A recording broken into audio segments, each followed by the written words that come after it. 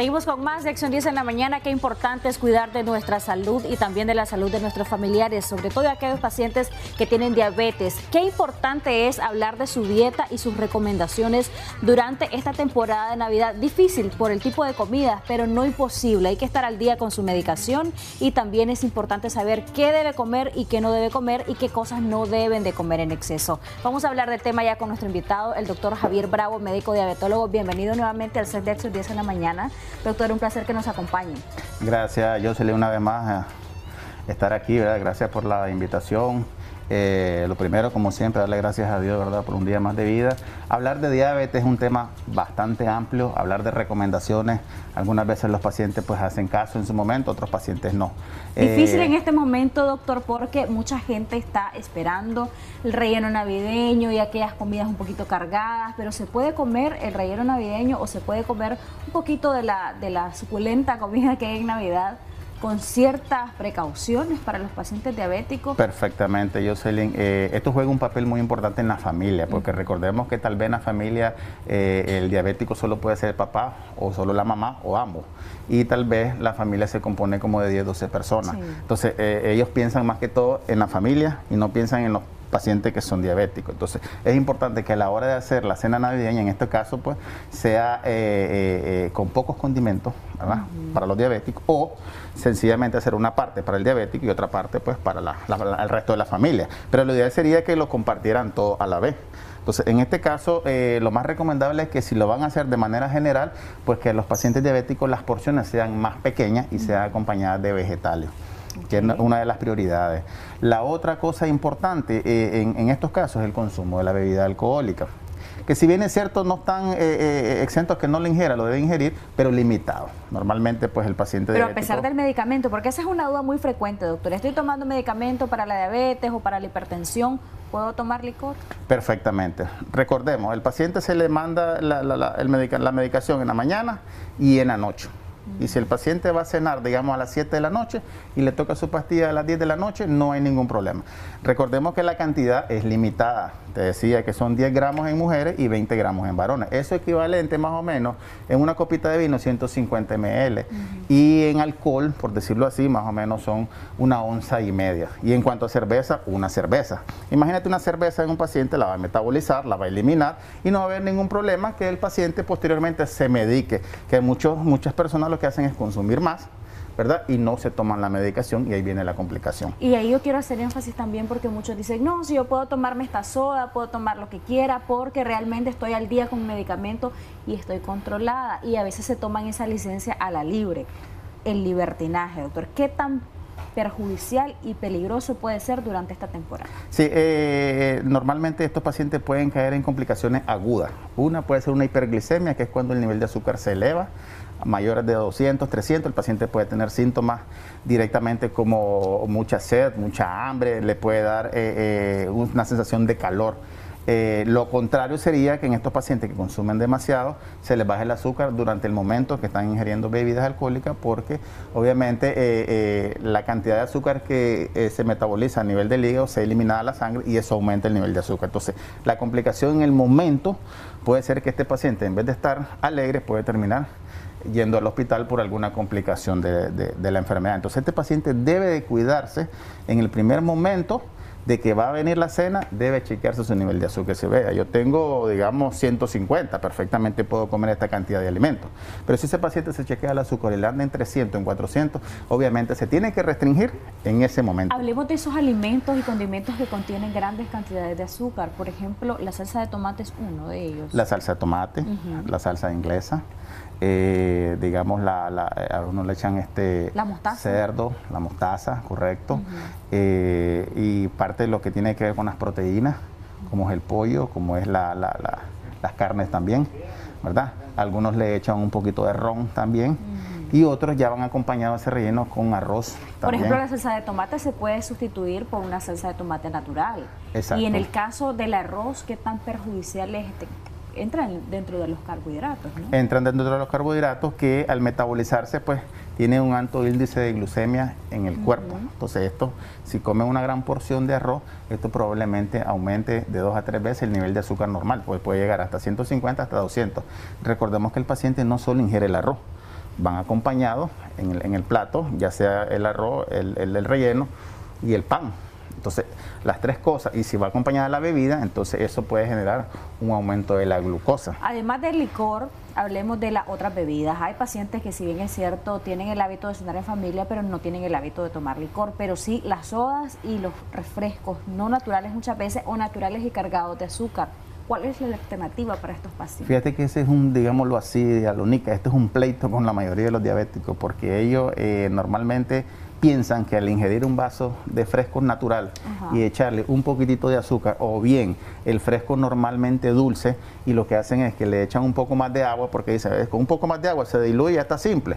No, es la misma cantidad que está ingiriendo. Entonces estos pacientes deben de evitar prácticamente ingerir este tipo de bebidas. Si bien es cierto, ya tenemos la alimentación que te va a provocar un aumento de la glucosa, y si a eso le añadí un poquito de bebida, te va a aumentar más el nivel de azúcar. Entonces este paciente lo que tiene que hacer es duplicar la dosis del fármaco en caso que no tenga el glucómetro. El glucómetro para estar subiendo. Exacto, porque para mí lo más recomendable y más sano para la familia, si va a llegar, digamos, hasta las 12 de la noche, es que si él cena a las 7, a las 10 se tome la glucosa.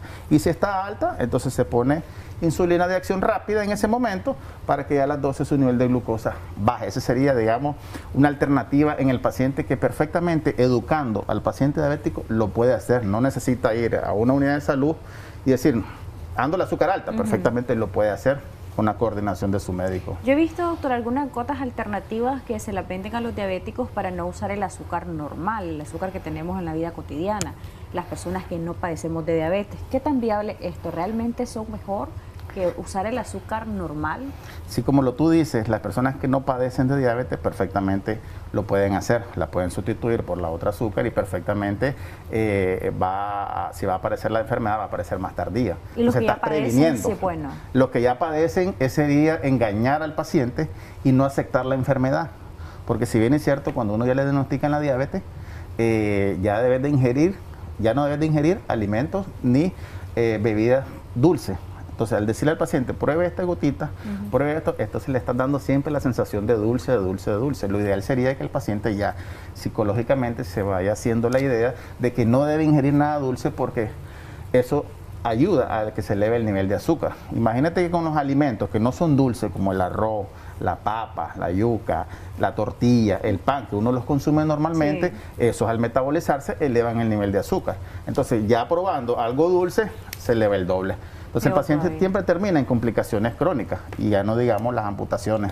Claro. Doctor, hay muchas cosas, mitos y realidades quizá en esto de la diabetes. Por ejemplo, hay algunos pacientes que dicen, no, mi diabetes o mi azúcar no es de la mala, es de la buena. Yo no me pongo insulina, yo me controlo fácil. ¿Qué tan cierto es esto o es un mito? Eso depende de cada paciente. Depende de cada paciente, porque normalmente los pacientes se les diagnostica la enfermedad hoy y anda el nivel de azúcar en 500. Entonces ese paciente le dicen, ve, te va a poner insulina. Pero ese es cierto tiempo para mientras se controla. Lo segundo, el paciente que va silenciosamente con un nivel de azúcar alto en 120, 140 en ayuno, y se dice es diabético. Entonces el paciente se da con medicamentos orales.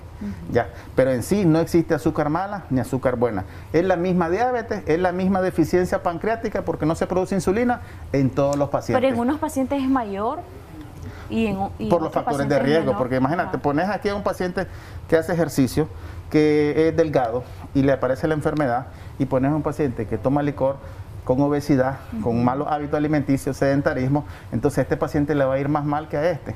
¿Ya? Y este paciente lo va a aceptar más sencillamente porque sus hábitos alimenticios no son como el de este. ¿Ves? Entonces depende del tipo de paciente y depende de la característica física de cada paciente. Es el comportamiento de la enfermedad y de las complicaciones. Por eso hay pacientes que dicen, a mí me va bien con una pastillita, pero no, yo me tomo 5 y no me llega. Porque volvemos al índice de masa corporal, que eso tiene que ver con la obesidad. Antes de finalizar, doctor, y de que nos dé sus contactos y dirección para aquellos pacientes que han estado pendientes del segmento, me gustaría preguntarle otra de las cosas que puede tener cabida en mito o en realidades. Muchos dicen que los pacientes que tienen diabetes tienden a ser más vulnerables a las emociones fuertes. ¿Esto es cierto? Es cierto, siempre y cuando no estén controlados, porque hay pacientes que tal vez se suben al bus y ya con solo el hecho de ver esa cantidad de gente o el temor temor que le pase algo, se le dispara el azúcar en ese momento, o pacientes que van cruzando la calle, o pacientes que van conduciendo y de pronto el tráfico está feo. Entonces, esos tipos de situaciones puede ser que le eleve el nivel de azúcar siempre y cuando su diabetes no está controlada. ¿Cómo sé que mi nivel de azúcar se está elevando si soy una persona diabética y creo que no estoy bien, si no tengo el glucómetro a mano? ¿Hay algún signo, algún síntoma de alerta? Porque que se te suba el azúcar es realmente peligroso. Exacto. Cuando el paciente está bien controlado con un nivel de azúcar de 200, y el paciente puede tener síntomas de dolor de cabeza, sensación de calentura, que no es otra condición, puede sentir que está orinando mucho de noche, tal vez 4, 5, hasta 6 veces en la noche, o puede ver que en la orina la ve espumosa. Ya, entonces, esta es una alerta de decir, este paciente o yo estoy presentando descompensación del azúcar en ese momento. ¿Puede haber náusea? Puede haber náusea, pero el dolor de cabeza sí, ya, aunque hay que también descartar otro tipo de condiciones, que puede ser estrés, puede ser una gastritis, puede ser otro tipo de condiciones, pero en el caso del diabético podemos relacionarla a la descompensación del azúcar. Doctor, muchas gracias por habernos acompañado en Acción 10 en la mañana, y la recomendación es también al primer síntoma, hay que acudir al médico, no hay que caer en la descompensación. Ojalá y todos los pacientes tengan el cuidado durante esta temporada navideña, a pesar de lo mucho que querramos degustar la comida tan rica que hay en esta Navidad, hay que tener mucho cuidado y mucha precaución porque se trata de su salud. ¿Dónde lo contactamos, doctor? Estoy ubicado en la Plaza Julio Martín, en una cuadra arriba, en la colonia de periodistas. Pues ya llevo 5 años de estar atendiendo ahí, pues muchos pacientes ya conocen. El teléfono es el 892-27508, 892-27508. Y por último, pues lo que te iba a mencionar es que la gente, pues en esta época, que se cuiden, que no hagan aglomeraciones, que si bien es cierto no es el tema, pero es importante siempre hacer énfasis en lo del COVID, ya que esto pues nos puede agravar el próximo año, así que hay que cuidarnos, usar su mascarilla. Si va a visitar a la familia y si andan con síntomas respiratorios, pues traten de quedarse en casa, pues para que esto no se haga más grande. También hay que estar consciente de la vulnerabilidad de los pacientes diabéticos ante COVID-19. Correcto. Gracias, doctor, nuevamente por habernos acompañado. De esta forma continuamos con mucho más de Acción 10 en la mañana. Adelante.